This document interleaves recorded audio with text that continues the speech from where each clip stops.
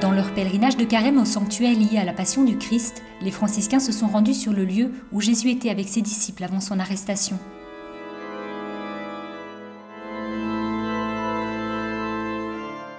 La messe des stations de carême, qui doit son nom aux stations de la Passion du Seigneur, a été célébrée cette semaine dans la basilique de Gethsémani. Aux côtés de la communauté franciscaine étaient présents des religieux, des fidèles locaux et des pèlerins.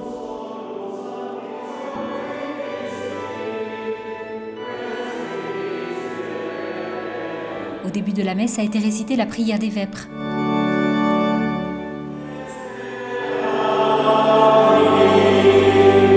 La messe solennelle a été présidée par le gardien du couvent de Saint-Sauveur, le père Stéphane Milovic.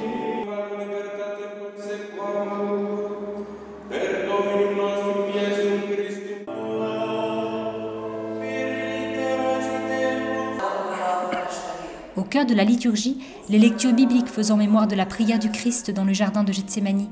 En sortant de la dernière scène, Jésus vint avec ses disciples pour prier sur le mont des Oliviers comme à son habitude. Se retirant un peu plus loin, il sentit une profonde tristesse dans l'âme et demanda au Père de le libérer de cette souffrance. L'homélie a été prononcée par le père Frédéric Mans du Studium Biblicum Franciscanum.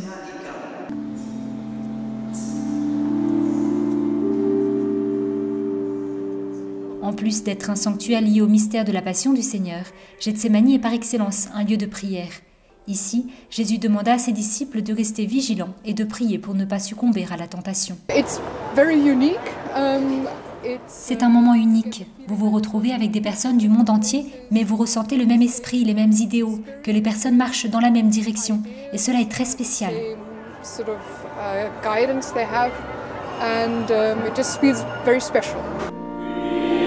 En ce lieu, dans les derniers instants avant sa passion, Jésus a vécu une expérience de profonde détresse et des larmes de sang lui sont tombées. Revenant à l'endroit où se trouvaient ses disciples, il les trouva endormis.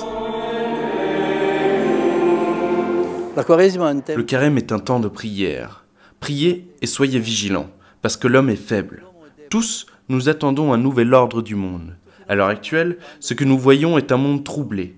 Il est donc très important de demander à Jésus d'intercéder auprès du Père, afin que, par sa souffrance et sa prière, il puisse sauver l'humanité. Seule la prière de Jésus est efficace, et la prière de Jésus devrait être pour tous les chrétiens, qui sont une petite minorité, une cause d'unité.